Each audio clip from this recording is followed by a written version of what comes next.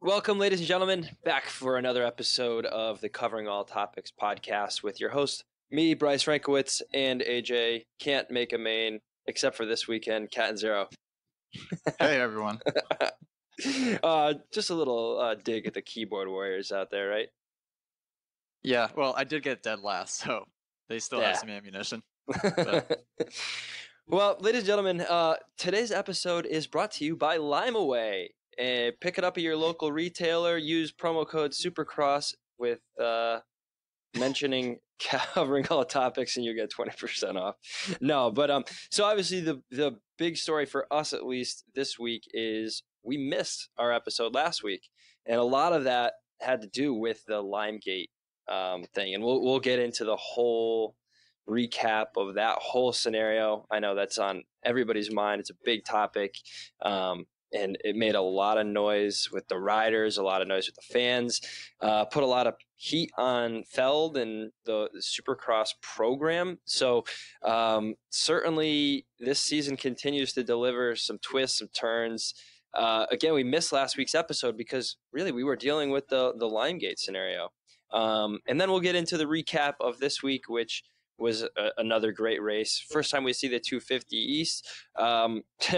Lots of chaos, lots of fun, and the 450 shakeup continues. So, AJ, where do you want to start, buddy? I mean, let's talk about Limegate. I mean, everybody who watched the San Diego race and it followed this subsequently knew that there was an issue. So, you want to run it down for us? Yeah, I think as, Saturday night, it was obviously in San Diego, it was a crazy mud race. Nothing I haven't experienced before, but Sunday, Monday, Tuesday, as the week started to progress, everyone's burns started to get worse. My eyes started to get worse. It was like we realized quickly that it was serious. Yeah, let's back it up for people who maybe didn't see it or not on social media, what have you. Let's start right from the beginning. So, in preparation for the race, I guess. The main thing is this is something they've been doing for many, many years. For however long they've been prepping Supercross tracks, they've used a lime and sand mixture in the dirt to help bind it together, keep the moisture down. And no different for San Diego, right? Correct. And the way that they explained it, which I know more on now, is the way the schedule, they changed the schedule on Saturday because of the weather. And the changes they made to the schedule really were terrible given the when the weather came. And I don't know if that's anyone's fault. It's hard to know and trust the weathermen and what exactly is going to happen. And by that you mean they took everybody, no practice, only one qualifier. So they really cut everything down. So track time was extremely limited, and it was ironic because the rain didn't end up coming until after it all anyway. Right. The entire goal of that was so that they could keep the tarp on the track. And to explain this, they put a white tarp over the entire track in case of rain. The goal was to keep that tarp on as late as they could before the night show and then basically rip it off, have us go out for 1 10-minute qualifier, get us into the night show, and then run the event. The problem was they took the tarp off at, I think, 2:30 or 3. 30 minutes later, we go out, but right as soon as they took the tarp off, the clouds let loose and it started downpouring. So they said that when they took the tarp off, they mixed the lime. There's already lime in the track. There was monster trucks the weekend before, I believe, so they put in lime already for them. They had probably, I'm sure, put in lime when they built the track. Now they put in more lime when they took the tarp off in a couple of questionable areas, one of which being the start, another one being in between the two whoop sections right before the finish line. They mixed it in like normal. And the start and before the finish line are the two areas in question because this is what happens. So they put it in, they mix it in with the machines like they always do. And then as soon as they mix it in, the skies let loose and it downpours. So essentially what happened, as far as I know, and Bryce, you would know more than on this than I would, given your background, the lime reacted with the water rather than reacting with the dirt like it normally would.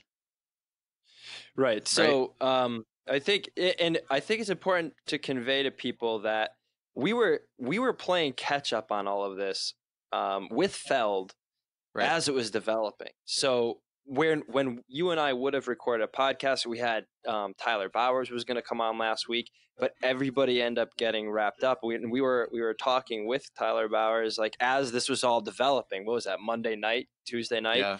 Yep. and so we were just all kind of playing catch up onto as to what happened and trying to wrap our heads around it. So your bike is destroyed, really. Yep. You managed to come away with it not as badly burned, but just for the sake of letting people know what the kind of the rudimentary chemistry here involved is, the idea of the lime in the dirt is to when they get a little bit of moisture in the dirt, maybe even a little bit of rain, even it really does help bind up the dirt and make it so it's not like a complete mud pit with standing water all over the place. What ended up happening in this scenario was it rained so hard so quickly that the water couldn't absorb into the dirt and lime. So if you think about it, you ever see like rain that happens in the desert and it just all washes right off the surface because it doesn't have enough time to really absorb in? It's almost exactly like that. So it started pouring rain, and as opposed to like absorbing into the dirt and all the features, essentially what it did is took all the lime that was on the surface and ran it down into puddles. So now you have a puddle of lime and water, and when that happens, you get a solution that is essentially a caustic solution. It has a high pH over 12.5, which is basically on the other end of the spectrum of a concentrated acid. So this would be a base, and you had essentially a couple pools, one right in the start. So the first thing that everybody hit on the track was a massive water pit of caustic solution, and a couple other sections in the whoop sections, right? They put concentrated doses in those areas too.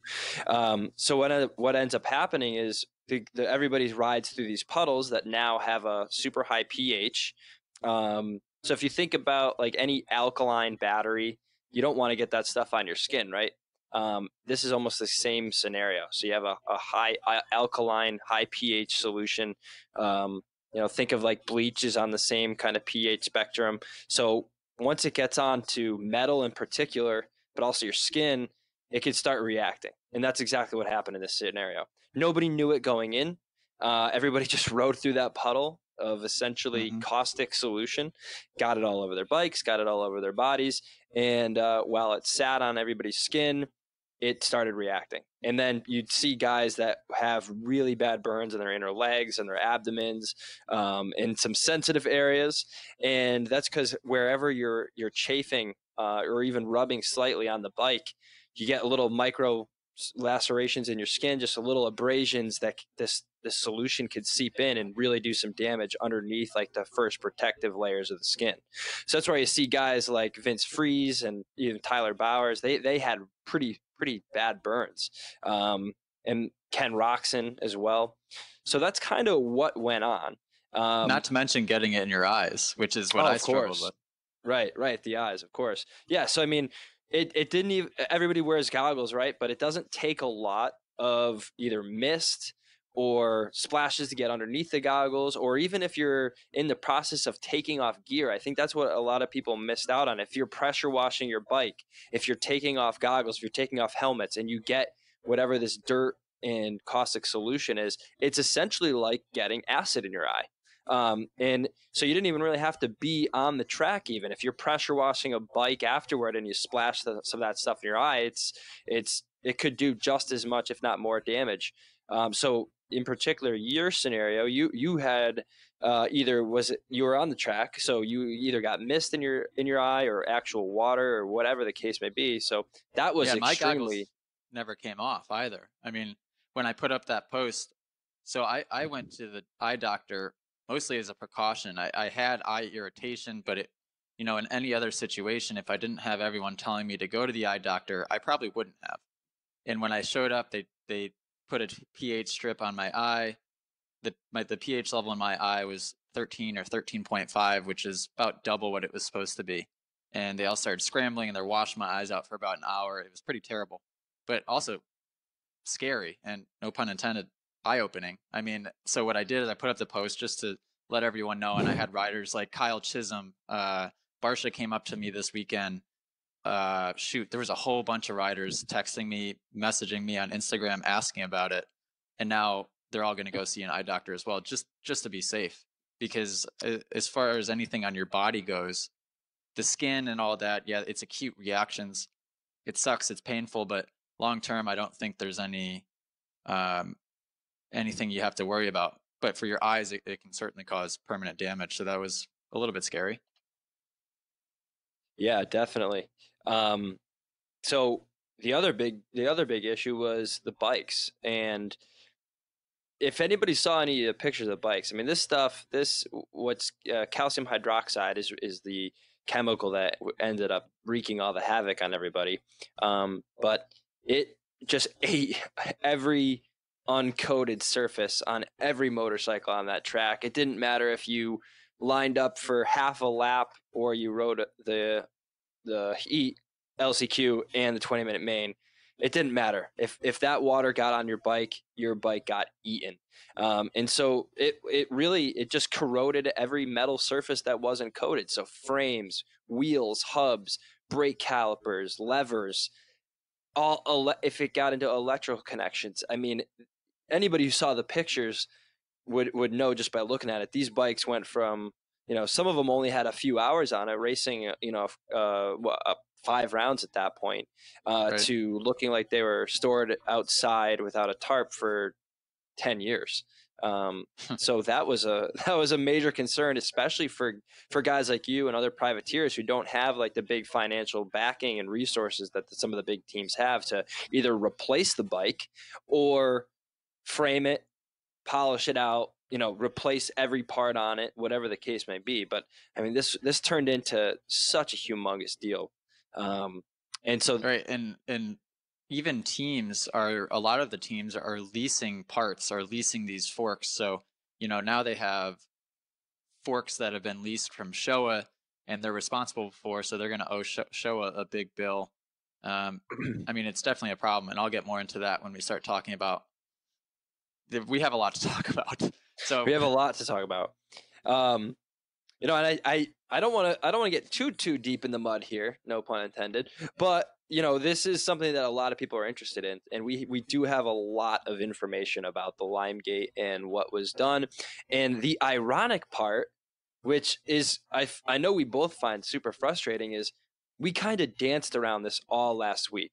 Even when we were talking to Tyler Bowers, we were like, is this something we want to record? Do we want to talk about this? Because at the time, there had been no statement from Feld, no statement from anybody. It was just all the riders and anybody involved in their programs who were on the inside scoop. And so you and I were having that conversation while we were talking to Tyler. It's like, damn it, we should be recording this. But then at the same time, we were like, shoot, I mean, is this going to come back to bite us? And right. we wanted to we were basically giving Feld the benefit of the doubt to give them an opportunity, because by that time there had at least been something that came out that said they were going to be getting in contact with everybody. So we wanted to give them the benefit of the doubt, hear what they had to say, hear what the resolution was before we put anything on the internet that could be, incendiary or negatively taken by anybody in operations. So we danced that whole dance, and we made the decision that there was just too much that was up in the air and too much that we didn't want to reveal that might compromise whatever program. So we made that decision to not air anything. And then on TV on Saturday night, they basically just disclosed every single thing that we thought that we were protecting. and I watched it, and I'm like, okay, so that's that. And if anybody saw it, I mean, the clip is Bold available. move. They aired it. Yeah, seriously. So Dave Prater, who's the senior operations director for Supercross, if anybody watched the race on Saturday, they saw it. He had a sit down with Ralph Shaheen, and they talked about this scenario. And they're very transparent. I think that's a takeaway of all this. Is Feld is definitely being transparent about the whole thing, and has acknowledged that it was the Lime. They've made some acknowledgments that we're glad to see. They also, which was one of the big topics that we didn't know was ever going to come to light is they disclosed that they were offering guys $5,000 as compensation after talking to everybody on the track. And so I think that's where we can get into it now, because $5,000, yeah, it sounds like a lot, and it is. It's a lot of money. However, what did we get? The invoice for your forks are over $7,000 for suspension alone, forks and shock. So, right. So can we let's back up again if we can, because sure. What I find amusing about all this, and you and I were almost it was just crazy. Monday night, Tuesday, whenever this happened, we're in a group chat, you, myself, and Tyler, trying to set up the podcast that was supposed to take place that night, and all hell breaks loose while we're texting. He gets rumor, and this is like Bryce just said, like you just said, we weren't going to disclose this, but now that Feld did, we might as well talk. We'll still be a little careful, but yeah. Tyler sends us a text from one of the other riders saying that he heard rumor that somebody was offered $5,000 to, basically settle out and sign an NDA or whatever and call it a day. And my first response to that to Tyler was, okay, cool. Well, that'll cover my forks, ... And we're going back and forth. And then Tyler kind of goes MIA for 15, 20 minutes. And then he texts us. He said, just got off the phone with Feld. Yep, I can confirm they offered me $5,000. I said, Tyler told them to keep it, as in that wasn't nearly enough. And then from there, what transpired is essentially an organization of the riders came together via a group chat. So all of a sudden, I mean, this is happening in a matter of minutes. Like, people are getting these calls and putting this team together, like, on the spot, as you and I were on the phone talking about it. Crazy. At like 11 p.m. at night, I'm sitting on my couch on the phone with you as this is all happening, and I'm like, holy crap. I get a text in a group chat from Tyler Bowers. In this group chat and now I know, because a lot of the numbers, some of the numbers I didn't have. In this group chat was Ken Roxon, Cooper Webb, Tomac, Dean Wilson, Blake Baggett, Chad Reed, Cole Seeley, Colt Nichols, every single top rider you can imagine, with the exception of Marvin Muskin, because apparently nobody had his cell phone number, which I find hilarious. But every other top rider, boom, in this group chat. And everyone is going off, talking about, planning what's going to happen. I will say props to Tyler Bowers. Like, I know he's had a bad rap in the past just for his aggressive riding, but he's one of my favorite people in the pits. Tyler's super, super nice guy. And throughout this, he's been very smart and forward thinking. So his idea, as pissed off as everyone was, is that right now we have never had a better time to leverage this whole thing into an opportunity for the riders to really have their voices heard. Because in the past, all of us kind of feel like we're more circus animals than we are working together with Feld to make this happen. And ultimately, Feld and the riders we have the same goal, so we should be working together to accomplish this goal. And a lot of what we're doing and what we're saying and complaining about and need change is falling on deaf ears, and nothing ever happens about it. So Tyler, instead of all of us getting together and forming a class action lawsuit, which the first couple of days, like, a lot of us thought that, who knew what was going to happen? No one really knew.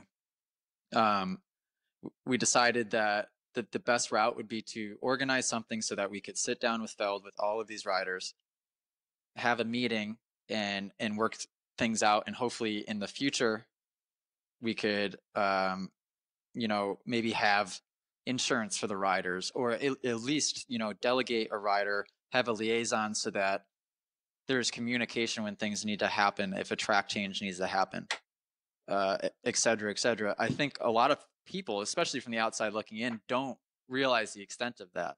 For us, like, if there's something wrong on the track and it seems unsafe, everyone's thinking it, we're all talking about it.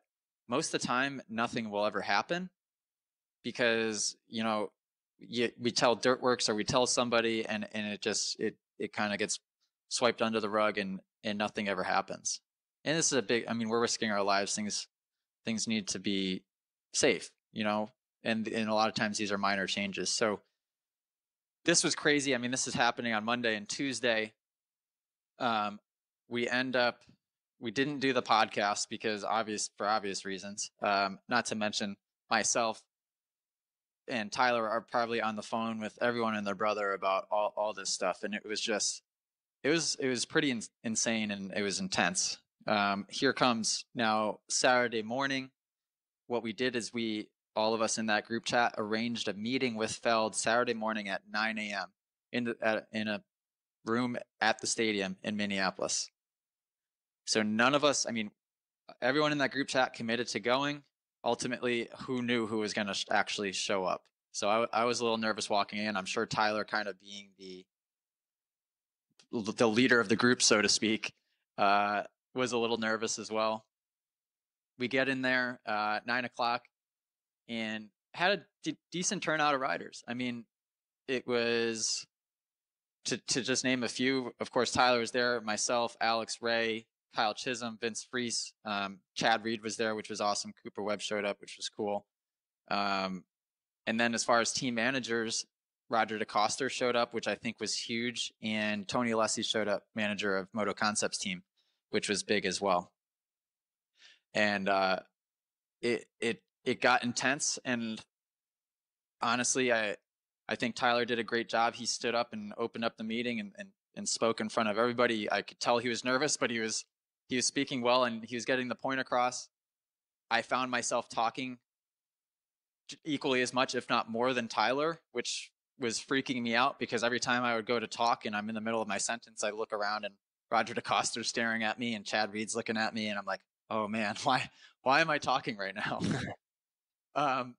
But I think as riders, especially some of the top guys in there, I don't know if they wanted to speak necessarily, as just show up and show their support.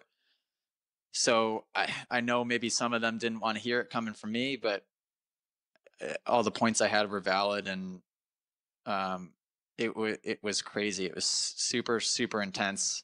And so Tony Alessi had a great talking point. Sorry, go ahead. You might be getting to this, but so what types of things are there general concerns about? And I think this is very interesting for a lot of people, because you would not expect, or I should say, and we saw this with a lot of the feedback to the Limegate scenario, where a lot of people said, look, there's an inherent risk to Supercross, and of course that's correct. I mean, you guys are pushing your body and the machines to the limit to put on a good show for everybody and race at the highest level. And yeah, there is obviously a huge inherent risk with jumping your dirt bike 70 feet. But there are things that can mitigate some of the risks, that are tangible, actual things that the crews can do, that the producers of the show can do to highlight rider safety and to make sure that is a priority. And I know they've oftentimes said that, and they've made statements that would suggest that is their top priority, but a lot of times actions speak louder than words.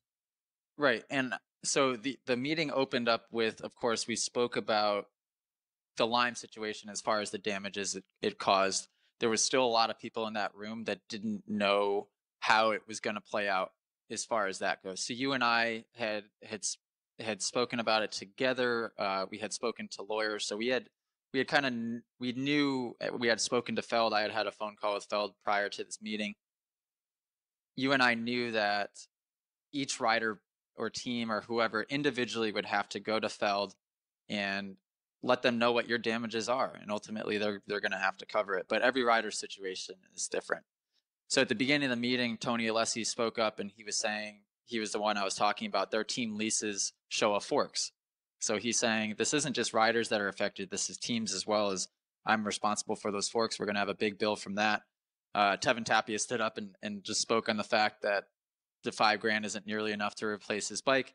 And then I kind of interjected and I said, because I don't know if they realize at this point, I said, guys, unless this is going to be a big class action lawsuit, which I think the reason we're all sitting at this table speaking right now is because we all want to avoid that. Each rider and each team has different damages, whether it's to your body, to your eyes, to your bike. We need to go to Dave and Mike and Todd at Feld and get with them, and each rider and team has to do that individually. I said, this meeting, we're not going to accomplish much if we're all just telling Feld what the heck's wrong, unless they're sitting there with a notepad and just adding up the numbers for each rider. That has to be handled. Yeah, the checkbook. Yeah, exactly. Just adding zeros to the checkbook. That all has to be handled individually. So then we moved on from there. And like I said before, I don't think people realize that the complete and total disconnect between Feld and the riders. So our goal with this meeting, and granted, I don't think it was as organized as it could have been, but we did get a lot of the points across that we wanted to. And it was under pressure. I mean, this was a last minute thing. I mean, it came together, Right. Thursday, Friday, for the Saturday event. So, I think you guys, even just organizing it right. was a big that in itself accomplishment. for riders to put 45 minutes aside on the morning of race day is a huge deal. For guys like Chad Reed, and I mean for any of us to go in there and spend that 45 minutes, an hour, whatever it was, right before we go out for track walk on race day, that's big in itself. This whole, I wish all of you guys could have been a fly on the wall for this meeting, because it was wild. Everyone had good points. Adam Enticknap was cracking me up. I mean, if anyone knows Seven Deuce Deuce, like he's swearing and talking all casual and loose, like he's talking to one of his bros, but he's getting some really good points across. So I couldn't help but like sit there and giggle. Like he was smart in everything he was saying. It's just the way it was coming out of his mouth just was making me laugh. Reed, I will say, was definitely being pretty negative about it, and I even had to interrupt him at one point, which I must have blacked out. I don't know. I don't know what got over me. But Reed kind of went in there with a bit of an attitude, because in the past he had attempted this or something like this with him and Ricky Carmichael, or him and James Stewart, and really got nowhere with it. And at one point he looked at all the riders in the room and said, "You're all idiots, and nothing is ever going to change. And you guys signed your life away when you signed the waiver at the beginning of the season with these guys." And that's when So is that him just being cynical, or do you think he actually means that? Or is that more of a message to Feld in that, like, what has to happen for their change to actually occur? I don't know. I think Reed just being there spoke for itself, in that he wants change. I think he came across as being a little bit negative, and you could tell he was pissed off, and not at the riders necessarily, but he was pissed off. And then he would just, like, when I said somebody sucked, he said, "You guys are idiots." So I don't think any of us took it personally, but I interrupted him and I said, "Listen," I said, "Chad, who did you have with you, or what were the circumstances?" I was like, "Was it just you and Ricky, or is it just you and James?" I said, that's a huge deal in itself, just even if it's two of you, being that it's two of the top guys. But we've never had more leverage, and there's never been a better time than right now to make a change. Not to mention, we have 28 riders in this room, where if all of us decided we're not going to show up tonight, you're going to have 28 main event riders missing from the gate. That's a huge deal. And I think it went well in Feld. And I actually, Dave Prater, who all of you guys saw him on TV, he was the one who spoke and represented Feld. I've been talking to Dave a lot, leading up to this week, and since that meeting, I've spoken to him a little bit. Dave has been really good with it all, and I think that they don't really have an option. So it's hard to say what their intentions are, right? I don't know if they're doing this just because they really don't have a choice.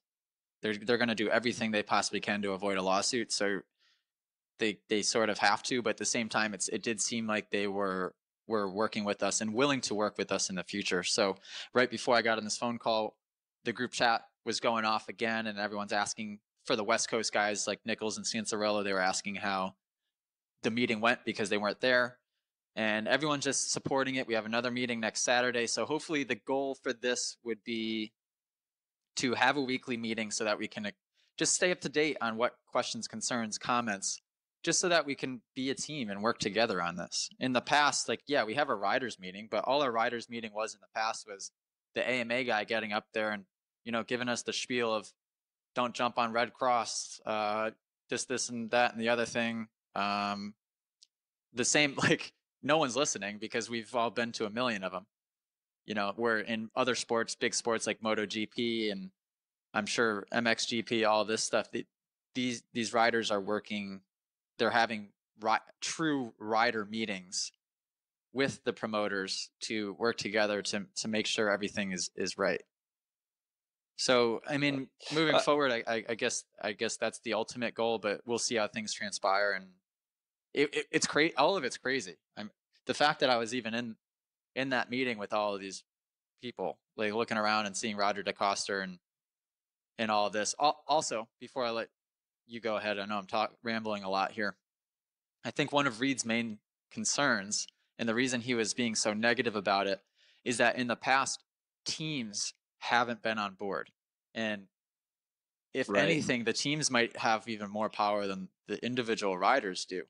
If the teams aren't on board, well, everyone's, as far as the riders go, we're all screwed. So I think there's definitely a feeling like there's a feeling that, and in my perception outside looking in is that there's a lot of care taken to not ruffle too many feathers. Yeah. And when you have something that is this publicized and, this is something that happened on TV with social media now, all of the consequences of it were out there in the open for everyone to see. And with so much visibility, it's hard to ignore. So I definitely think there was a lot of solidarity in coming from all of the riders, at least that I saw and I talked to you about, in kind of uniting on this front, which is great. So I think you're right. I mean, if they had the support of the teams, then who knows what you guys could accomplish. But I think just to bring it back for a second, I do want to make sure that we acknowledge that it was never our perception, and I think Feld has made this clear, that this was not an intentional this wasn't something that was intentionally done. Was it an oversight? Yes. Could there have been things maybe on their end in place that could have prevented it? Maybe. But I don't think that anybody should think that anybody went out of their way to intentionally hurt anyone, intentionally harm equipment. Obviously, this has created an unbelievable headache for Feld, and it could very well have opened Pandora's box as far as damages are concerned. And now they have to deal with a bunch of angry riders who are demanding change. So this is probably a good moment for learning on behalf of Feld that they never had before. And I certainly recognize that there has been attempts in the past to make tangible changes, and some of those have not gone very well. But now that we have such visibility as such a good group of riders that are kind of standing together on this and are all on the same page, I think this might lead to some positive impacts. And now it comes down to the riders just committing to this and not dropping the ball, because I know as riders, like, the last thing we want is to take on another responsibility, especially me when I'm already juggling so many things. But right now, and I just texted this to the group chat, I said, moving forward, going into these meetings, we as a team, we have to have notes and talking subjects so that we can be productive and look professional in these meetings. And I said what we need to do as well is we need to delegate a handful of riders to kind of be in charge, or not maybe in charge, but at least be the voice of everyone, so that we can help organize these meetings. And if anyone has an issue, they come to us and we go to Feld as a representative of the riders. So, if Bowers is the representative of all the factory guys and I'm the representative of all the privateer guys, whatever the case may be, it's going to take for us as riders to be responsible and to follow through with this, because ultimately Feld, if we don't do anything about it, they're going to go right back to their old ways. I'd imagine.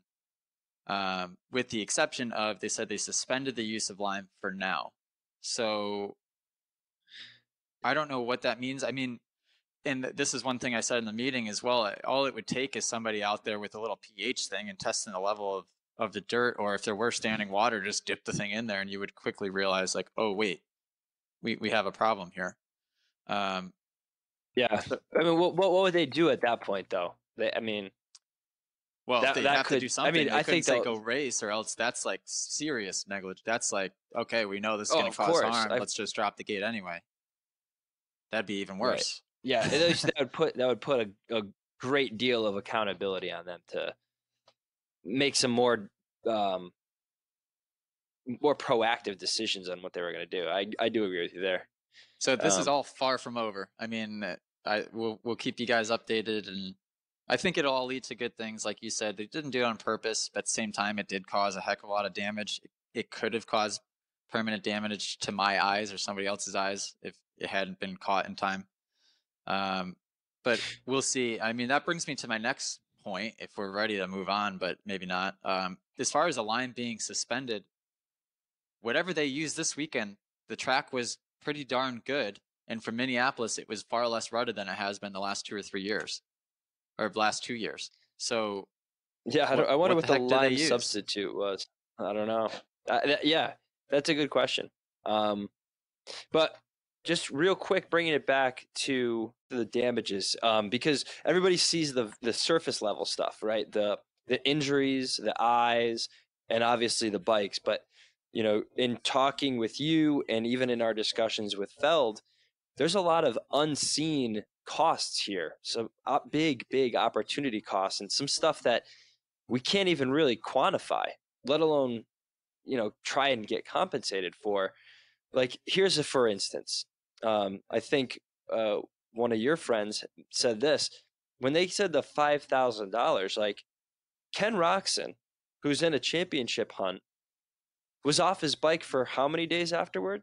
4 days, no riding. So is Ken Roxon's championship hunt worth $5,000? I mean, that's something that people aren't necessarily taking into account. Like, these guys at the top, their programs are so regimented, their training is so regimented. They have their programs dialed exactly the way they want it. A hiccup like this, I mean, if Ken Roxon were on his bike all week, would he have finished higher on the podium?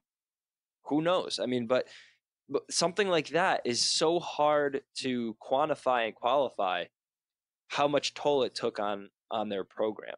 Right. And like you said, some guys were affected worse than others, but knowing mentally, I'm sitting here, I'm Ken Roxon.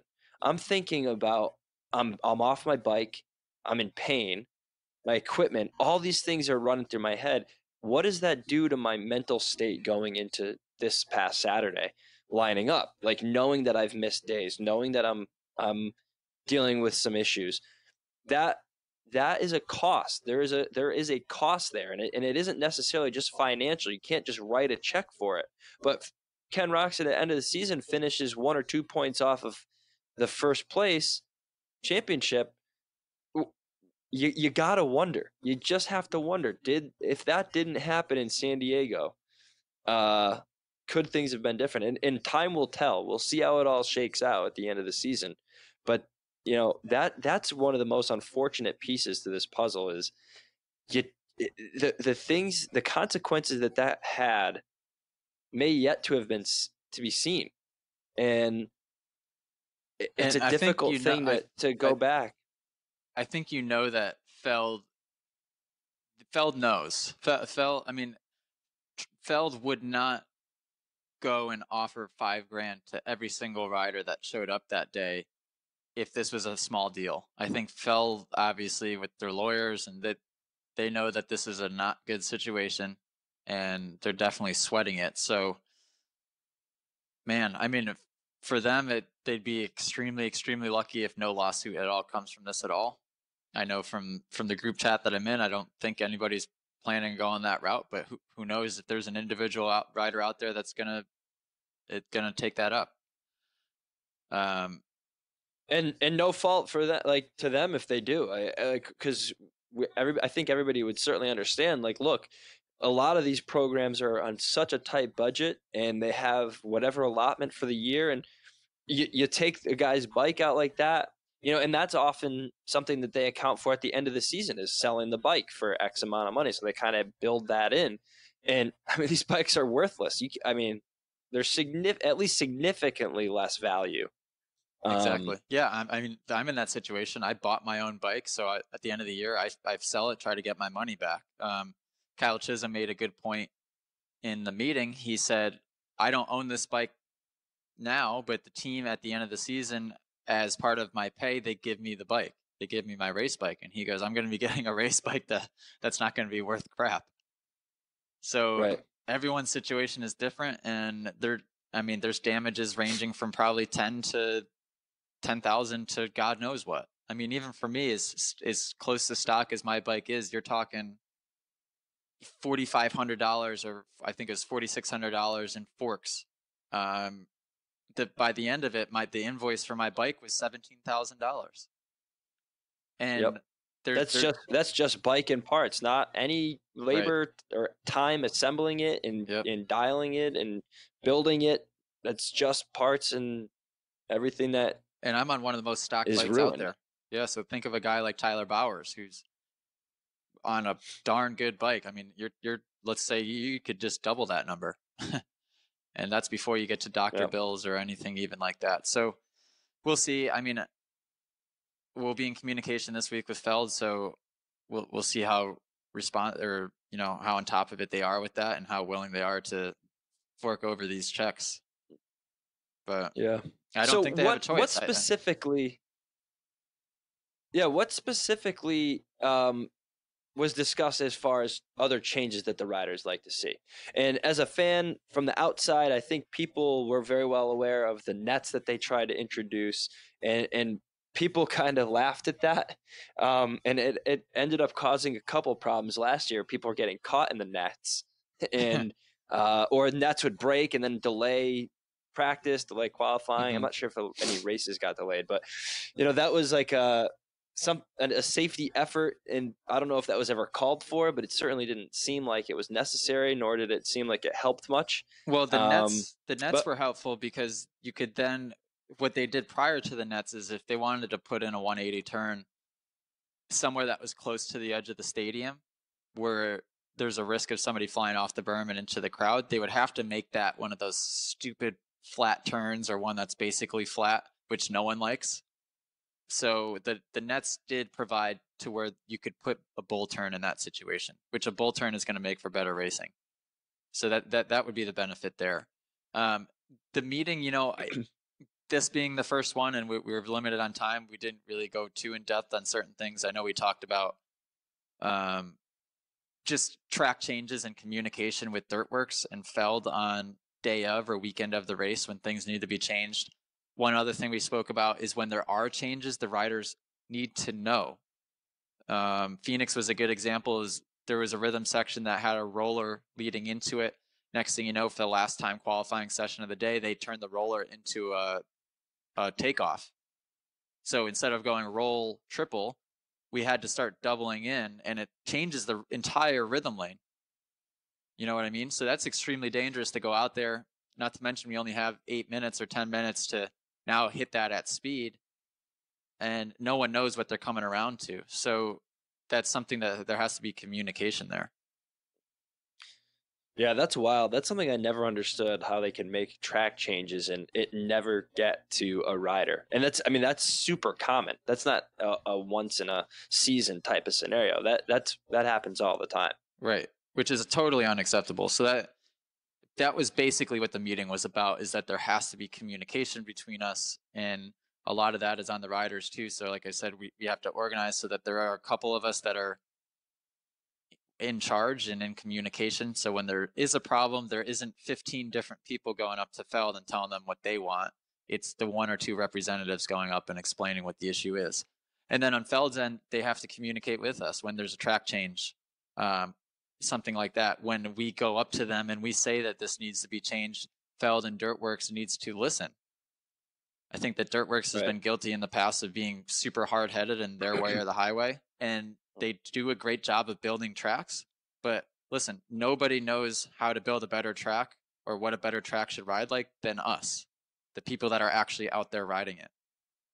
And that was also part of the meeting. Is Dave Prater at Feld, he goes, yeah, well, we're very aware we never want to see a quad. If there's any time there's an opportunity for somebody to jump a quad, we're going to take that out.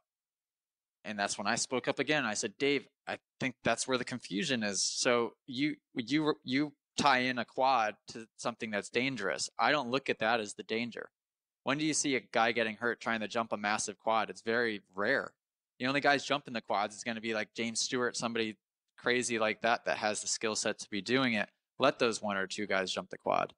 I said the dangerous things are going to be the little subtle transition changes, the couple degrees here that you could change, a couple degrees there that you can change just to make the track flow better. And so there's not these crazy square edges or transitions. And everybody looked at me and shaking their heads like, yep. Like Chad Reed said, yeah, I agree. Cooper Webb sitting next to me. He's like, yeah, absolutely. And these are things that people like Dirtworks and Feld, I think are not aware of. So we'll see. All in all, I still find it crazy that I was in that meeting, and it definitely was kind of felt like I was a part of history as I'm sitting there. And not to mention like the guy who had responded negatively to the whole crazy Instagram drama was sitting right next to me and agreeing to all my points. And I'm just like, all right. Right. That's funny. Yeah. We'll see. We'll keep you guys updated on what's to come. Like I said, it's not over by any means. And I think this will lead to good things. But how about we talk Minneapolis? Are you ready to talk Minneapolis, or do you have more? Yes. Yeah. I think we should start with you, my friend. And I think AJ Whitrock, who was your mechanic for the weekend, he must be a good luck charm, huh? Yeah, he's got a good record. We were talking about it going into this weekend. So to update you guys, my mechanic's name this weekend, his name is AJ. So that's confusing. And he's wrenched for me, I want to say maybe only 4 times. And I think I've made 3 of the 4 mains that he's wrenched for me. And so he's got a very high win percentage, much better than mine. There you go. But so you know what? That's actually a good. That's actually a good segue before we get too deep into Minneapolis recap.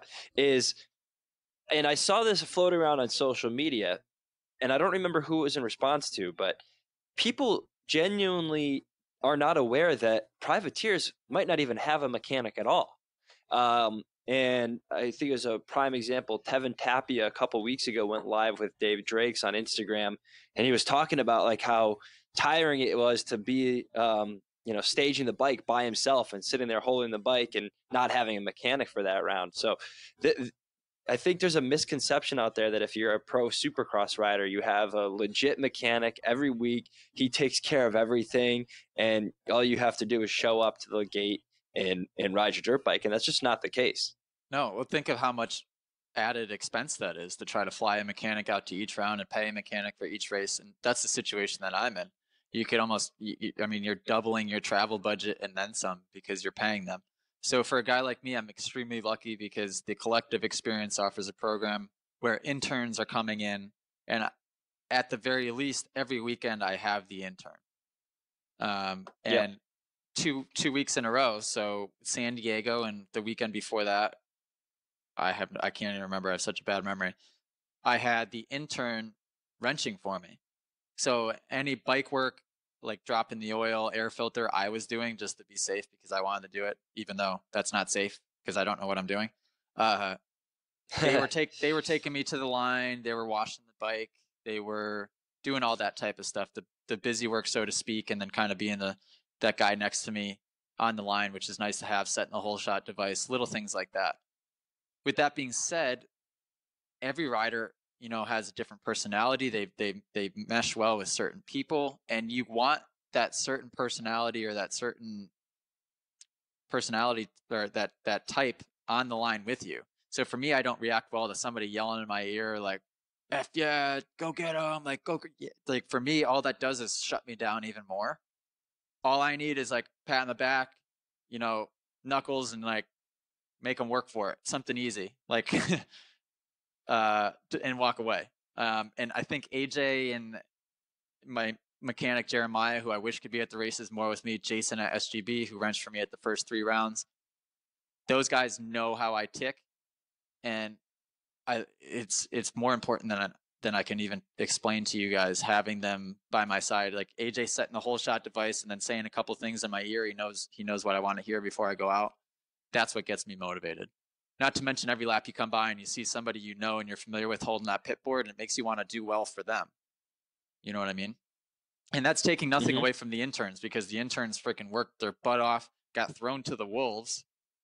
These are guys that have been to Supercross races and maybe watched from the stands, but they've never been down in the mix. Never mind pushing my bike up to the line, lining up next to Eli Tomac, and they're trying not to freak out and compose themselves for me. I think that's awesome. And talk about an experience. I mean, for those guys, they definitely, for sure, they got the full experience. But yeah, I think seeing the reaction on Instagram, I don't think people realize the extent of that. And thank you, by the way, everyone, for offering to be my mechanic at every race.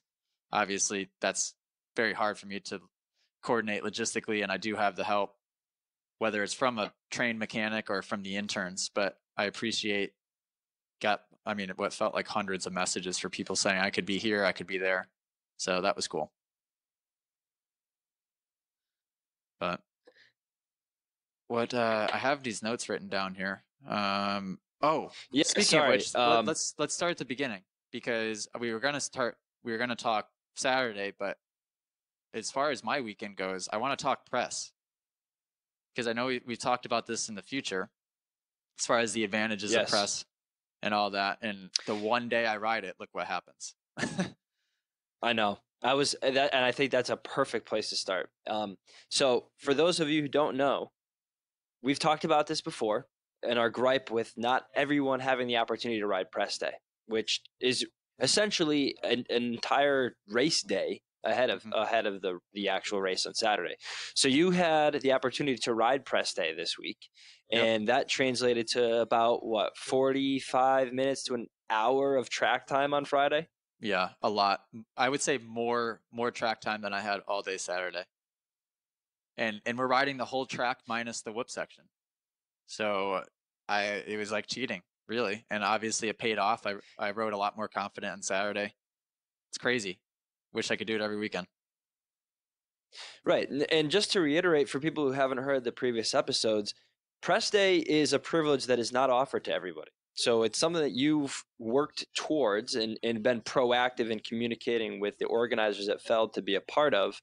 And you're in a unique position now that you have local sponsors that would really benefit from press at every round. So you've kind of positioned yourself pretty well for the remaining part of the season for riding press day. But that is a serious disadvantage that some of the privateers, most of the privateers, and some of the guys that aren't on the big teams, they have that disadvantage throughout the whole season, where the factory teams and some of the big names, they're on the track a day before, they're getting an entire day of testing in, setting their bikes up, getting their suspension dialed, feeling the track out, developing the rhythms, kind of just getting the all-important seat time before they even show up for practice on Saturday. And without that opportunity, you or anyone else in a position like you're hitting the track for the first time in practice on Saturday, and that can have a huge effect mentally on you, because you're hitting the track for the first time, but yet all the guys around you are doubling, tripling everything first lap. Right. They know what to do. Think about how that changes the trajectory of your whole day. So Saturday morning, free practice, we have an 8-minute session to go out and learn the track on Saturday morning. I go out first, of course, because I know the track. Why am I not going to go out first? And I jump everything first lap at speed. And so what does that do? It pops my name up right to the top of that board that you see in the center of the track. So then right from that moment, at the beginning of the day, boom, I'm up at the top of that board. I want to stay there. So in time qualifying, as soon as I got bumped from that first spot, I was like, I had a fire lit under my butt, and I just wanted to be in that top spot. What did that do? That led to me qualifying 21st overall, which is by far the best I qualified yet this year. What does that do? That gets me a good gate pick in the heat race, a better heat race. That gives me the confidence to go into the LCQ and know that I belong. I mean, it's just a domino effect of like positivity, and it just starts that Saturday off right. And as we talk about this, it's such a no-brainer. Oh, absolutely. As we talk about this is actually something that got brought up in that meeting as well. And this is a concern for everyone. As far as who can ride press day and when, and the advantages and disadvantages of it, what we kind of came up with, and this is just ideas being thrown out, is that each team or rider has X amount of press days that they can go to per year. And once they use them, they're used up. So if you can go to 3 a year, you pick the 3 you want. Once you use them, it's done. We were trying to come up with some sort of system to make it more fair for everyone. Because there's a lot of privateers. Right, and obviously it doesn't seem. Go ahead. Yeah, I mean it doesn't seem logistically feasible to have everybody on the track the day before, because you at the end of the day you really have to think about preserving the track for Saturday. Mm-hmm. So I think where some people might say, well, why don't you just have everybody ride on Friday? The track would be destroyed. There's just no way that it. Yeah, it would be a logistical nightmare to try to get everybody coordinated for that. So I think that's a great idea. And I think, just to reiterate the fact that the advantage to riding that track for as long as you do on Friday is really, it's almost unfair. Mm-hmm. It really. I felt like I was cheating. To get the more whole day time Friday, on the track. I kept saying, I'm cheating right now, but I'll take it. I mean, and it's funny because how else could you look at it? Like the competition that you had, who in the LCQ also rode press day? Tyler Enticknap, Adam Enticknap, and Carlin Gardner. I think that was it. And Gardner got taken out, and then both Enticknaps were right behind me. But you could tell too, because Adam Enticknap rode the afternoon session with the factory guys on press. I rode the morning session with just like 3 other privateers. But when we went out in the free practice, me and Adam Enticknap were the first 2 going around the track, and he jumped everything first lap also. So I was like, okay, he did afternoon press. You could just tell, because no one's going to jump everything that perfect first lap. Crazy stuff that people would never think, right? Because who would look at that and be like, well, that obviously couldn't be true because that's not fair. Well, right. It's true, and folks. I think nobody realizes that, and that was a lot of the feedback we got the first time we mentioned it was nobody could believe that there was that much disadvantage and disparity between someone like you and some of the top guys. But I like the idea of doing you get to pick a certain number, whatever track you choose to use those on. That's what I wonder how that would affect Saturday, in this year in particular, because you throw a bunch of names up in the air, and who knows who's going to qualify up top, who's going to win. It's kind of funny. I mean, we've talked about it so many times about the variability in the results this season. You'd wonder if you start manipulating the press days and limiting the practice sessions for some of these guys, how that would also affect it. So yeah, you wonder. Stuff. I mean, for the factory guys, it's less of an advantage, I would say, just because they have so much seat time and testing during the week. But for a privateer guy, I mean, for myself especially, when I'm not able to get seat time during the week, I rode more on that Friday, that press day, than I have since 2016. So like that's huge for me. And even just getting one of those under my belt, it just gives me now the confidence to, even if I don't do it for the rest of the season, which I'm going to try to, it's kind of set the tone and at least got some confidence back. For sure. So you want to move into the night show? Sure. Where do you want to start? Well, let's start from the top. First time we're seeing the 250 East. Who impressed you? Who didn't impress you? What are some takeaways? It was sort of what I expected as far as Faulkner being up there, Justin Cooper being up there, Chase Sexton. Alex Martin. It's kind of the usual suspects, the ones that I expected to be there. Jordan Smith, of course. One thing I didn't know when I landed my flight, first person I saw was Christian Craig walking through the airport with his wife and kids. He was hurt, and maybe everyone knew this but me. He had a broken thumb, and he was out for 6 or 7 weeks. So he said he rode one day leading up to the Minneapolis race. So he said he rode on Thursday, flew out Friday, and was just going to go try and race and see how it felt. So obviously you could tell, I think he got 7th in his heat, and he was like 17th in the main event. So he must have been feeling it. But other than him, everyone was kind of where I expected them to be. Forkner, I mean, I don't know.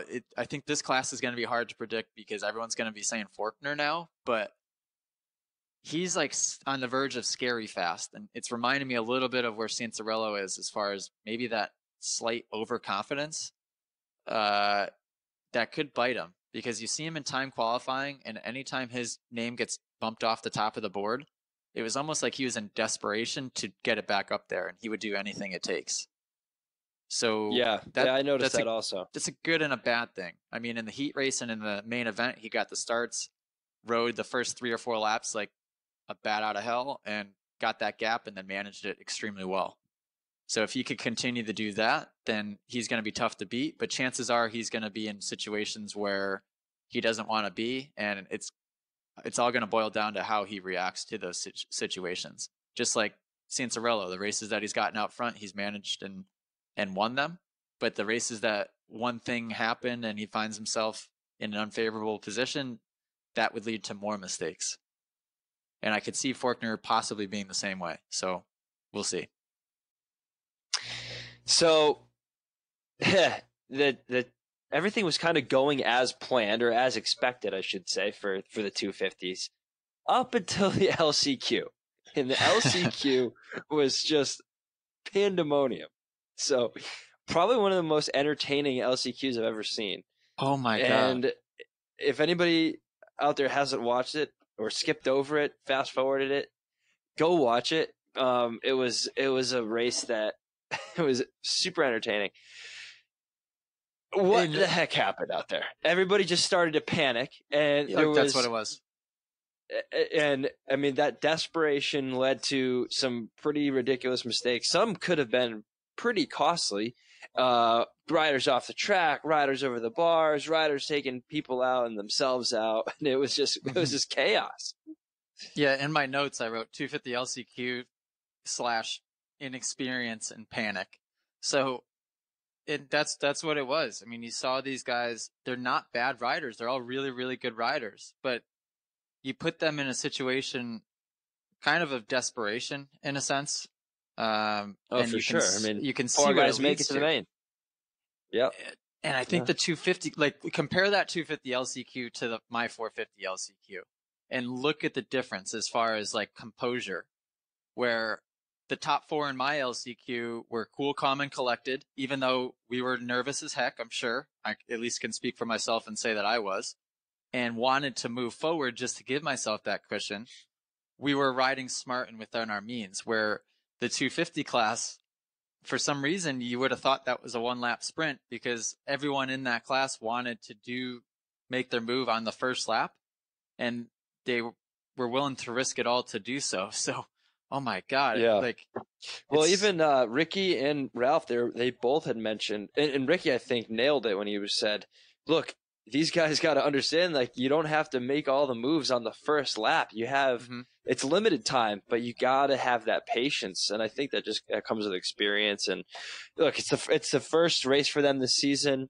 You know, they all have something to prove. They've all been waiting for that opportunity. So I definitely understand where they could get jittery and excited and antsy. But I think this is just a general statement for this sport in particular. I think what separates the greats from the not so greats is the ability to maintain that composure through pressure situations. We've talked about that so many times on this podcast, is just being able to be in the right headspace and make sure that mentally you can block out all the pressure, all the noise, all of the anticipation, all of the anxiety, and just do your job on the track, and that And really it is separates the good from extremely the great. difficult.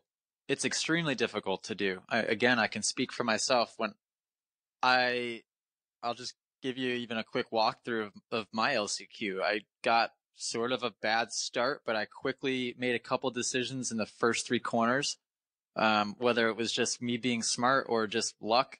But I made a pass on 2 guys in one turn, and then 2 guys going through the whoops, Entignap and somebody else. Next thing you know, I found myself in 4th. So in my mind, when I'm in 4th, I'm freaking out because I don't want to be in 4th. Even though 4th qualifies, it felt like somebody was right on my butt. And even though a second and a half, it's a tiny bit of cushion, it doesn't feel like it. I mean, watching it back on TV and seeing where Tyler Entignap was behind me, we was kind of fluctuating between 2 seconds and a second, or a second and a half, which is a tiny cushion. It's enough to where I don't have to block the inside in the turns.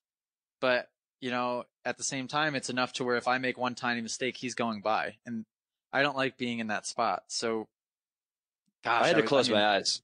I closed my eyes. So nervous. I was so freaking nervous. I had arm pump. I wasn't breathing.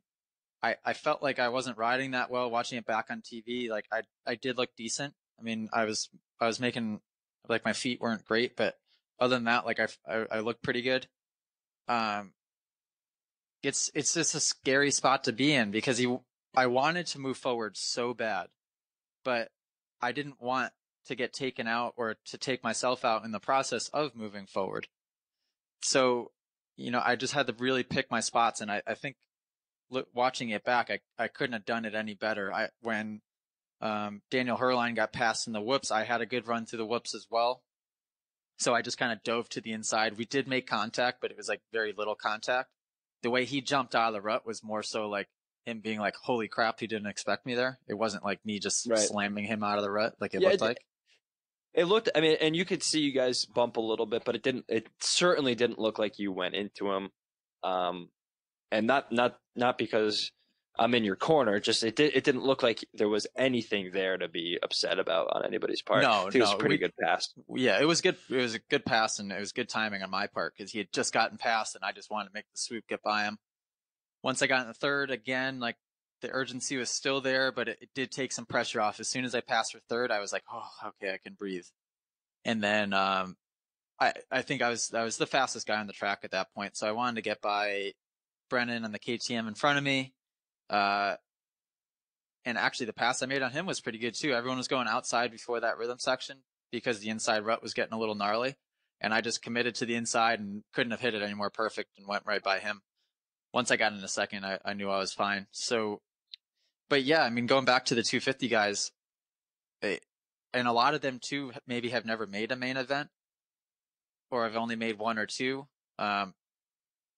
So yeah, it's them panicking, realizing that even though, yeah, it's only a 5 or 6 lap race or whatever it is, that's not that long, but it's enough time for things to situate themselves and to breathe and like to calm down a little bit. I mean, you saw Lane Shaw make that crazy takeout move before the finish line on lap 1. There was no need for that. Like, I'm pretty sure he was in 5th and that was a pass for 4th. Like, dude, just wait a turn or 2 or a lap or 2. Adam Entignap did the same thing in the 450 LCQ, which unless Gardner or one of those guys did something to piss him off, I don't really know why Adam did that. I mean, that was a really dirty move for first lap. I was going to ask you about that. That seemed like a really reckless takeout. It looked to me, maybe I'm wrong, it looked to me like he went for the takeout. Yeah, I replayed it 5 times. It didn't look like a pass, like he was taking their line away or trying to just force them outside. I don't know if I could watch that anymore and make any other conclusion other than he went for the takeout. He went for the kill, yeah. Which I was very surprised. I think it was because you were ahead of. I think it was because you were ahead of him. I know that sounds funny, but I really do. I mean, he's kind of like one of the guys that I know you look for the back of his numbers to chase down, especially this season. And I think him seeing you in front of him and knowing that you rode press day and you're obviously feeling better on the bike, that maybe messed with him. Maybe you were the trigger. Could have been either that or because I was right there. I mean, and it's funny You when were lucky you didn't get tangled up. Very lucky. And what I did, and to go a little more in depth on that whole situation. So number 348 on the Cowie Cross or whatever his name is, Cross. What he did wasn't smart. He was the one who got taken out by Gardner, who also got taken out by Entignap. But Cross cut down into the very lowest rut. Being first lap and being in the position he was, he had no business going into that rut. Because that's just asking to get basically T-boned by somebody. That was like Dungey cutting down first lap when he got T-boned by James Stewart however many years ago. Same thing. Like lap one, when you know somebody's right on you, don't do that.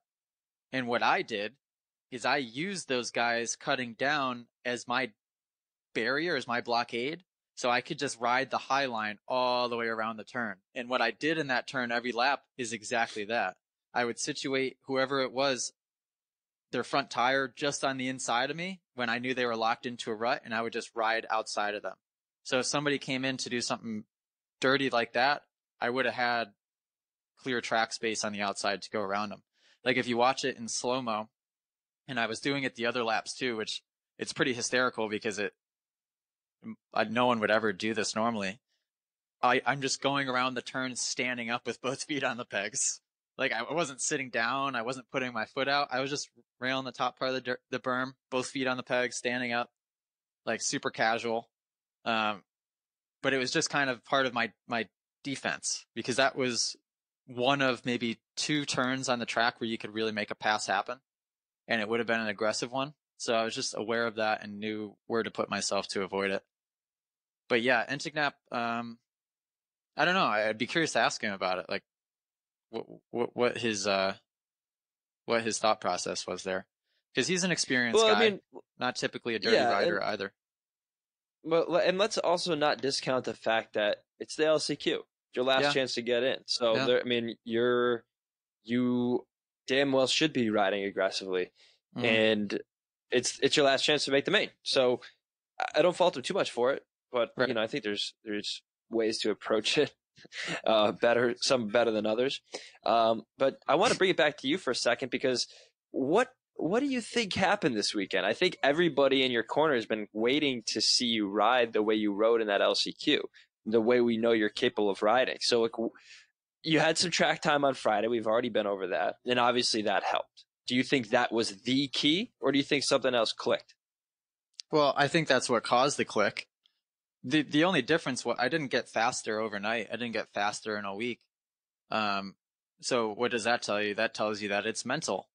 And everything we'll go back to on this podcast is always going to go back to the mental game. And so all of that press day did was make something click in my head, and it gave me that extra bit of confidence, because I went into Saturday knowing I knew the track, knowing I felt pretty darn good on the track. I knew the bike was running decent, whereas last weekend, like leaving the day, my bike was shifting kind of funky, and we didn't know if it was the mud stuck in it or what. So that was cleared and out of my mind. That's all it was. I had a bunch of people. I had Jay Cav and a few people ask me, like, it couldn't have been just the one day of riding that made the change. I'm like, well, it is. It is, because it changed my mindset. And that one day of press day could very well change the way my season goes. Right. It sounds crazy. I liked the way you rode in that LCQ, because you didn't look nervous. Although I was closing my eyes for most of the time, the first time I watched it, but I watched it back. I mean, you could tell it's the LCQ. But you didn't look like you were riding like over the edge or pushing too hard. And in fact, I was actually surprised to see you go for that third to second pass, which I loved. So I mean, and you rode with a lot more confidence than I've seen you ride in a while. Yeah, it was weird watching it back, because being out there, it was kind of a blur, and I didn't know what I was doing necessarily. And it's like I couldn't remember where I had passed that guy. for example, that pass from third into second. I was just sort of in the zone in a sense. I was very nervous. Watching it back, I did think I looked good. I wasn't riding amazing. I definitely could have been going a heck of a lot faster. But yeah, I don't know. I mean, that's the thing is I still wasn't riding like incredibly confident, and I wasn't riding really aggressive. I wasn't out there like, oh, I'm going to catch and pass for the lead. I was still like, holy cow, AJ, don't blow this. All I need is top 4. Just freaking make the main. That's all you got to do, AJ, is just make the main. And I think naturally I was going a little bit faster than those guys. So it just, those passes just happened. It wasn't like I necessarily wanted to do them, especially the pass from third to second was totally unnecessary, but I was just faster than he was, and I just kind of went around him. So I'll take it. I'll take it. So what did you think about the track this weekend? Obviously, it's a pretty quick track. Your LCQ, there was 7 laps in an LCQ, which is a lot. 26 laps. 26 lap main is what Cooper Webb spun. 26 laps. So obviously it was a fast track. It looked fun. It looked good. You said the dirt was good. What else did you like about it or not like about it? I think the dirt was awesome. I think the track layout, it wasn't that bad. It also wasn't that great. I think there was 4 90-degree turns, and when you have that many 90-degree turns, it definitely limits passing opportunities. The rhythm lanes weren't crazy technical, and if you didn't jump the rhythm lane, you didn't lose that much time. So what that did is it just created for crazy close racing. Like I think first place was in qualifying was like a 46.9, and in qualifying I was a 49.9. So from first to 21st, it was 3 seconds even, that's not a lot. Well, I mean, was it the 250? Well, the qualifiers, was it Faulkner and who else? There were 1,000th of a second difference. Oh, and really? I think even the 450, yeah. I mean, it seemed like a track that demanded perfection because everybody was so close in lap times that you needed the stamina and the consistency to spin them out, at a fast pace consistently and hit your marks, and also recognize that there's 20 other guys on the track that are going to be within a second or 2 of you throughout the whole race. And the top guys, there's less than a second separating everybody for qualifying. Yeah, so, I think it was a good track overall. And ultimately, that's still going to separate the top guys in the end because it's very mentally taxing to ride that many laps and to know that if you make a little mistake, that it's going to be hard to make up that time.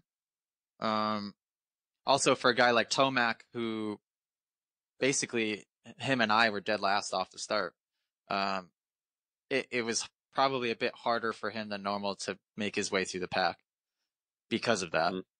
But I thought it was good. Best dirt, in my opinion, in Minneapolis, or so far this season, that we've seen. As a fan, I gotta be honest, I didn't find it to be that entertaining of a track. Like, features wise, from a show standpoint, from a production standpoint, it was kind of boring, I thought. There's no over unders, there was no wall jumps, there was no sand sections, and probably stuff that you as a rider might not like, but makes it for more entertaining racing. Like it wasn't it was entertaining, especially 250s and even the 450s, because just the level of competition that's out there now.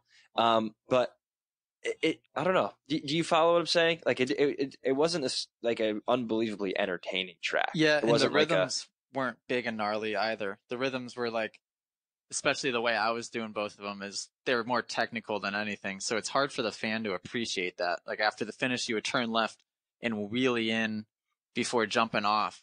Extremely technical little section. But it's hard for a fan to appreciate that because it doesn't look spectacular on TV. And also when Carmichael and the announcers aren't making light of that and kind of explaining why that's so cool and in technical, it's hard for somebody watching to really appreciate it. And that's what I wish they would do. I wish they would like point out those little things when you turn. And what it was like a 1.5 foot tall little bump, and then like a maybe a 3 foot bump, which any rider would normally jump up over the little one over the first one, but then it threw you off the rest of the rhythm. Instead, we were wheeling into this little tiny space and then skipping off, which that's so where you were Baggett actually one of ended the up falling. first people. Yeah, you were one of the first people that we saw even do that. If anybody watched the practices, and I think Blair actually pointed it out when the camera was following you around. You wheelied into that section. I didn't see anybody else do that until I saw you do it. Oh, really? So kudos. Yeah. Yeah, I think you could also roll into it, and it was slower and it made it harder to jump off. And the way I was wheeling it was maybe a bit more obvious because I was wheeling pretty lofty, and I was wheeling early from like as soon as I'd exit the turn, my front end would come up. Like I wasn't saving it for right before. So being a bystander, or just a spectator watching it, it was definitely more obvious when I was doing it. And then after you turn left, hit the triple, and turn left again, everyone else in that rhythm was going double, triple, triple. And if you watch back the LCQ and they show me, I was actually wheeling over the first roller and then going 2, 3, 2 so that I could go inside in the next turn. So, and I was the only guy doing that. But little stuff like that, it's cool and it's technical, but yeah, it's not like the couple of West Coast rounds where you have big table over twos and quadding onto tables and stuff that looks fairly spectacular on TV. So I get what you're saying. Right. But as a rider, I like it. Good. Well, it I showed. like that. I mean, I made the main. That's great. So that's easy to say. Yeah. Well, 450s. We don't want to bog it down too much with the qualifying and heat races. So I'm going to jump right into the main event. And I think an overall snapshot of the season. Again, before the season started, anybody who would have predicted Cooper Webb with 3 wins at this point of the season, kudos to you. Because I don't, me and you didn't see that coming. I don't think anybody saw that coming. But congratulations to Cooper Webb making a 3-time winner this season, and is riding extremely well. Eli Tomac suspiciously off the podium, suspiciously far down in the placing. Ken Roczen, no wins this year, and yet the top of the points. And Marvin Musquin taking a page out of Dungy's book and just being that diesel consistency. Where do we want to start with this, man? Because Cooper Webb, is he a contender? Is he a legitimate contender now for the championship, you think? Well, yeah, you'd have to say yeah. My only thing with him is that he hasn't been in this situation, obviously, where guys like Roczen and Musquin have. And you wonder if he can keep that consistency throughout. I mean, there's no questioning he has the speed, which is amazing. I mean, like you just said, that I don't know who the heck would have expected that. I know he didn't. So, yeah. Yeah, he's just riding off that confidence. He's doing super well at managing the lead when he has it. You could tell that from watching the heat race when he was holding off Tomac and Roczen.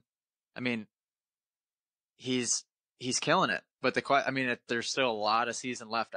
My money would be on Musquin, either Musquin or Roczen. But Roczen also hasn't proven to be able to finish out a season either. So, whereas Musquin, he's been runner-up a few years now. So, yeah, it's down to 4, right? If you look at the points, I think there's 3 or 4 points separating the top 4 guys, and then there's a drop-off. So it's going to come down to... There's Dean Wilson in 5th. Is Dean Wilson in 5th? He's in 5th in points, yep. Wow. And on the newly mounted factory Husky team. Yeah, so which congratulations is to him. Essentially the same bike he was on before. But yeah, good for Dean. I mean, that's really cool. It's crazy. It's fun to watch. I mean, even on a track like that, there's other guys who will win this season. I wouldn't be surprised if Sivaji could get a win. I wouldn't be surprised if on a track like Indy or somewhere that's super rutted, if Plessinger even got a win. I think there's other guys that'll sneak in there, but the 4 and even Baggett could have won that race before he fell. I mean, he had the speed. He definitely had the speed. Is there any update on Blake Baggett? Did he end up getting hurt? I don't know. He got up fast, and it looked like he was fine, but then he got up fast, but he knew something was right. off. So my guess would be collarbone, or separated shoulder. By the way he landed, and obviously it looked like his lower extremities were fine because he wasn't limping. Although it did look like when that bike came over and looped over him, it did look like his left knee or something might have gotten tweaked. That's what I saw when I saw. I mean, obviously, he hit the deck hard, but when the bike came back over, it looked like his leg got like in between the bike and the dirt, and it twisted it. Take a look at that. I mean, I'd be interested to see if he what the report on him is. Yeah, I haven't heard any updates. Joey Sivaji, that was surprising, but not necessarily unexpected. I mean, you actually had him on the podium for one of your predictions in the beginning of the season. So do you think this might be a change in tide for Joey as he hits his stride? It didn't surprise me at all, really. I mean, Joey's one of those that isn't really fazed by, although he did blow that championship in Vegas to Osborne that one year. Typically, he's not fazed by the pressure and having guys behind him. And that was obvious. I mean, he managed most of that race really well. You could tell he cracked there at the end a little bit, but that could have been due to just getting maybe a little bit fatigued and just the mental taxing of, leading a race for 15 minutes or whatever it was. That's extremely difficult to do. You could tell too when he crossed the finish line. I think in fourth, he got fourth, right? He was definitely pissed off. I saw him do something with his hand or his head. So he's going to be on the podium. I wouldn't be surprised if he could win. He looks darn good. Super solid. I know, he was slowing those guys up a little bit at the end, but he was also going, like Roxon said in the press conference, he was also going fast enough to keep them behind him. So, yeah, good on him. I mean, it's just going to boil down to starts, especially on a track like that. You can't do it. You can't do what Tomac did and start in 19th place and expect to come back to the podium because it's just not going to happen. Not this year. Yep. He started in 16th place and made it up to 6th. So he gained 10 spots. What was it about the Ryan Dungeys, the Villapotos, that you could practically set your watch to their success? I mean, they would be up top week in, week out. They seem to do everything right. What was it about those guys that we're not seeing that level of consistency at the top anymore? And I honestly expected Tomac to be there, especially with all of his success last season and in the motocross season. What do you think is going on there? Yeah, I don't know if it's like the 5th through 10th place guys have just stepped it up, or I don't know what it is. I mean, that's just a testament to you got to appreciate a Dungey and the fact that he had a 30-something race podium streak or something like that. I mean, that's so wild. And people were taking it for granted as it was happening. And it's bizarre that you could show up and be on par every single weekend, not have something go wrong, get a good start, and have everything come together like that. This just makes me think the dude's not human.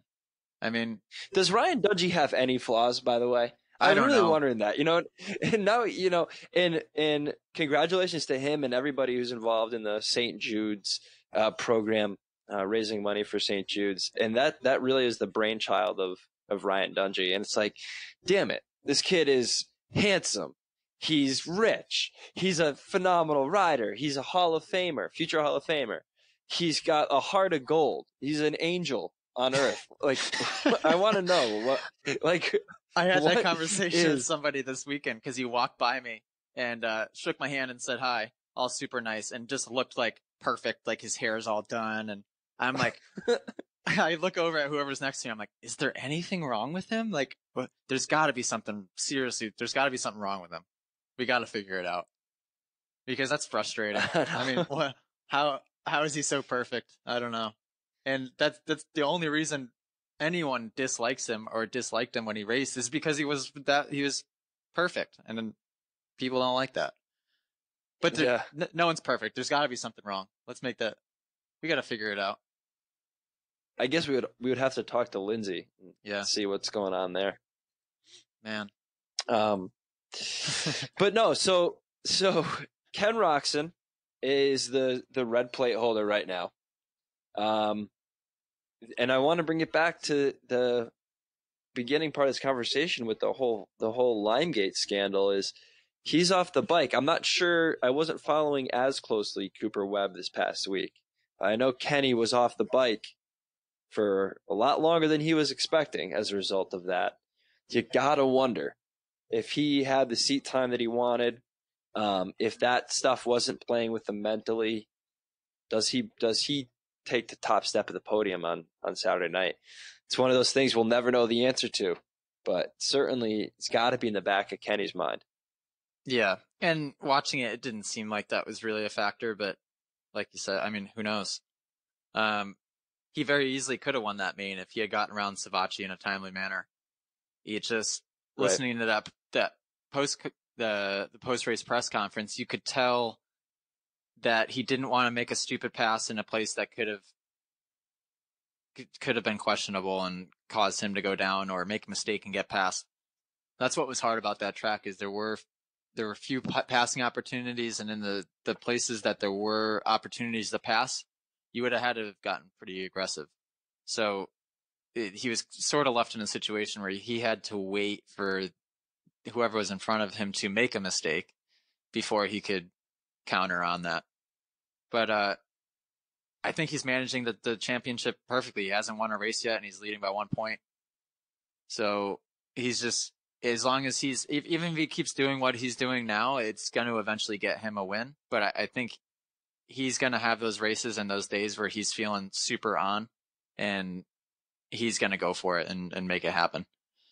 It's just, you're going to have, I'd say at minimum, you're going to have 2 more race winners this season, like new guys that haven't won yet. And he'll be one of them. But there's also a very realistic possibility that we see a champion who doesn't have a race win credited to their name this season. I know it's unlikely, but it could happen. I mean, we have Ken Roxon up there, no race wins. Marvin Musquin, he's certainly still in contention. He hasn't won yet. And yeah, those would be my 2 favorites for the championship, if you ask me right now. And, Cooper Webb, we'll see how long this wave he could ride it. And Tomac, he's been plagued with issues in the past. So we'll see how he manages the rest of the season. And from a consistency standpoint, obviously he's fast enough. But at this point last season, we're already starting to see a little more dominance from him. And certainly as we move on, he had 13 wins. How many wins did he have last year? 9? It wasn't 13, but yeah, it was a lot. No, it was like 9. 8 or 9. Yeah. So, yeah, we're kind of just waiting. I mean, maybe Webb is that rider this year. Who knows? He's certainly riding damn well. Man, which I'm still so surprised by it. It's just, who would have thought? It's the KTMs. Let's face it. It's KTM. It's definitely Blake something to do with Baggett, it. Musquin, Yeah. I mean, everyone that's on a KTM 450 looks spectacular and has for the past 4 years or so, 5 years. So, I mean, the only thing I don't like when watching Webb is his bars. It's obviously it's working. Who's to say if maybe lower bars he'd be going even faster? But watch him in, I think it was the heat race when Tomac is right behind him, because you have like that stark contrast of Webb's bar setup versus Tomac's, and it looks like Webb's riding a chopper, and then you have Tomac where it looks like his bars are in his lap. So yeah, see, that's something you would notice, and not everybody would, but now I will look for it. Yeah, and it's very obvious when he sits down in a turn, because you see where his bars are, as opposed to a guy like Tomac and pretty much the entire field who have pretty low bars with a sweep to them. I think that Webb's bars being as high as they are is still causing him to ride a little bit too much with his upper body. Where I remember, I think on this podcast, we briefly talked about his foot position and how he's fixed that this year. Yes. And that's helped him ride more with his lower body. I think that having a lower sweeping bar would complete that package and really like make him ride 100% with his lower body. But maybe. I mean, but who am I to it's talk? working for him, right? He looks great. Yeah, exactly. Yep. One final thing I want to talk about before we wrap up is Chad Reed, who's having, I mean, especially if you use past seasons as a comparison, a really solid season so far. Yep. He's sitting 8th in points. He's 7th this weekend. But when you put it into context for the field this year, I think that's really damn good for an old guy. Oh, it's amazing. For anybody, it's amazing. You know, he's got some legit fast guys behind him in points. He's finishing ahead of legitimately fast guys. So he's ahead of Plessinger, Seeley, Brayton, Sivaji, Freezy in points. And this past weekend with a 7th, he edged out Wilson, edged out Barsha, Plessinger 10th, Seeley. Like, so he's got some big guys behind him. He's doing it under the radar kind of too. You know what I mean? Like, I know, not a lot of noise, but I love to see it. Representing the over 30 crew out there. But I'm glad to see that, this gives people hope, right? That people can ride and be successful past the age of what was Dungy when he quit. 27, 26. Yeah. But I mean, somebody like him could have kept going and going if they had wanted to. Right. But there are many guys that at that age, 26, 27, 28, they've been plagued by injuries so much and they're so beaten down that they can't really continue. So it's pretty amazing. I mean, a guy like Reed, he's 36 or 37. And probably turned pro when he was 16 years old. That's 20 years of being a pro rider. That's a long time. And to still be this competitive?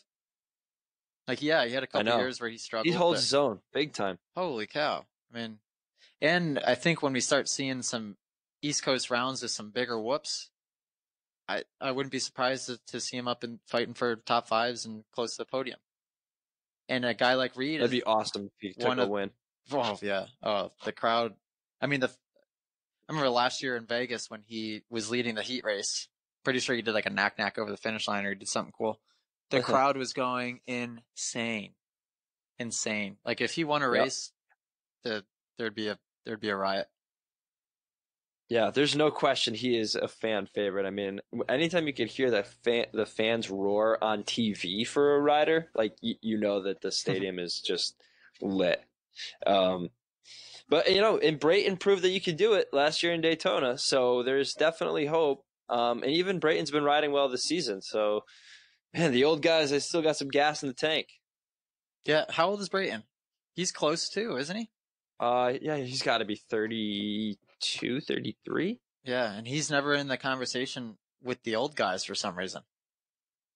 Yeah, he's another one. Super solid. Didn't he win the heat race? Didn't he win his heat race? Yeah. We're so bad at this part, aren't we? So bad. You know what? You know what it is? Is because I generally watch like the whole day. So I mix up when we start talking about it. I'm mixing up practices, qualifiers, the heat races. I just can't keep track. Yeah. Meanwhile, like Steve Mathis and his podcast, they're accurate down to the what lap time Brayton had on third lap at the LCQ, and we can't remember who won the main last weekend. But oh well. we got bigger fish to fry. Well, before we wrap it up, maybe some predictions next weekend. Next weekend is Dallas. Dude, I don't know. Just in case you didn't know. Dallas is in Texas. Isn't it officially billed as Arlington? Yeah, it is. Yeah, okay. Man, I don't know. I don't see any reason why Cooper Webb wouldn't be at least on the podium again next week. So I would have to say, and I've done this before, so I don't even know I don't even know how to defend it, but I'm going to say that the podium next weekend looks the same as it does this weekend. Maybe a shakeup, maybe some jostling of spots. Muskin maybe over Roxon, or Roxon could take it. I don't know. You're saying I think it's gonna. You're gonna. Yeah, I'm gonna say no Tomac. Wow. Well, I'm gonna say Tomac first. And I'm pretty sure I've guessed that every single time. And my mechanic AJ this weekend goes, I've picked Tomac first every single weekend. I'm just going to continue to do so. But man, he's just let me down this season. I know. You can't count him out for a win. But I just feel like you can't. But I think that's exactly why I'm not picking him for a winner. Is because the unfortunate reality is he hasn't been consistent enough for me to say, yeah, he's going to win. Like, he's fast enough to win. He has won. But, these guys like Webb, like Roxon, like Muskin, they're out front. They're getting their starts. They're not battling their way through the pack. Tomac has had to battle through the pack several times this season already. And that is problematic for me to pick him as a winner. Because this field is just too stacked to be able to work your way from 16th to 1st. Yeah, I hear you. And for whatever reason, I'm still hesitant to put Webb on the podium. But then again, he keeps proving me wrong. So I'm going to say Tomac 1, Muskin 2. No, Dallas is going to have hard whoops, so chances of jumping are slim. I'm going to say Roxon 2 and Webb 3. I'd be interested to see if Blake Baggett comes back, because he's definitely had some speed. He's been in the top positions this season. Those KTMs, man, there's something about them. So yeah, and if they're big whoops on a hard packed track, that'd be like Phoenix. I mean, that's where he won in Glendale. So wait, I heard rumors, is Zach Osborne coming back for this round? Oh, right. I heard he was coming back for Minneapolis, but he didn't show. So yeah, he's supposed to be back this weekend, I guess. What would be your prediction? We'll see how that all plays into it. You know what? I couldn't tell you, man. I really couldn't tell you. It's just such a crapshoot with everybody this season. I know. I would guess 8 to 10, but who knows? Yeah, right in the middle there in the sweet spot, maybe. Yeah, I think jumping in mid-season like this is going to be really hard to do. But in the off-season races, he proved to be super fast, so it's tough to say. It is tough to say. Well, time will tell. Yep. And are you riding on Friday this week? Well, folks, I did get invited to press day again this weekend. So it's just a matter of me. The problem is I booked all of my flights for the entire season thinking I was saving myself money in the long run. But all it's doing now is backfiring, because if I get accepted to these press days, I have to just scrap the other flights that I had because I booked them on Orbitz, so I can't get refunded, and buy new flights. So for Minneapolis, such an amateur. Yeah, I wasted $450 out the window. I paid $500 for. Well, you didn't waste it because you made the main, and so you're just deducting that out of your main bonus. Oh, true. Yeah, so I still came out way in the positive, I guess, if you look at it that way. Yeah. So well, how else do you look at it? Like, accounting might not be your strong suit. Yeah, so maybe I should make that investment. It seemed to pay off. Mm-hmm. Yeah. But yeah, for sure. All right, man. Well, we wish you luck. Hopefully you ride on Friday, because obviously that was a key in your success. There's no doubt about it. And the seat time doesn't hurt anybody. No, especially me. I got to start riding my dirt bike again. But so, yeah. Want to sign off?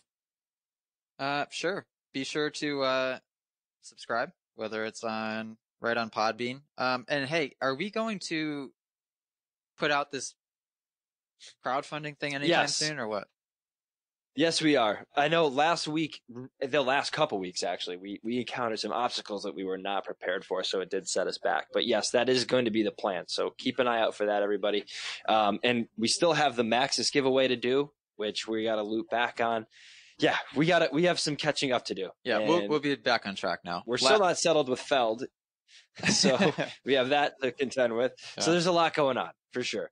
And you have your hot lap hero, which I don't know if you. Well, we'll save that because we're running long. But yeah, we'll get the there's just a lot going on, but we'll try to stay organized. And now that the chaos of the last couple of weeks have died down, hopefully we'll be back on track. But yeah, we're gonna try to get on Spotify also. That's my next plan, is to get us on Spotify. So we had some requests for Spotify. We'll get it plugged in there so you guys can check it out via Spotify also. Cool. Sounds good. Well, thank you guys. Appreciate it, and we'll talk to you next Monday or Tuesday. Yes, sir. All right, toodaloo. Adios.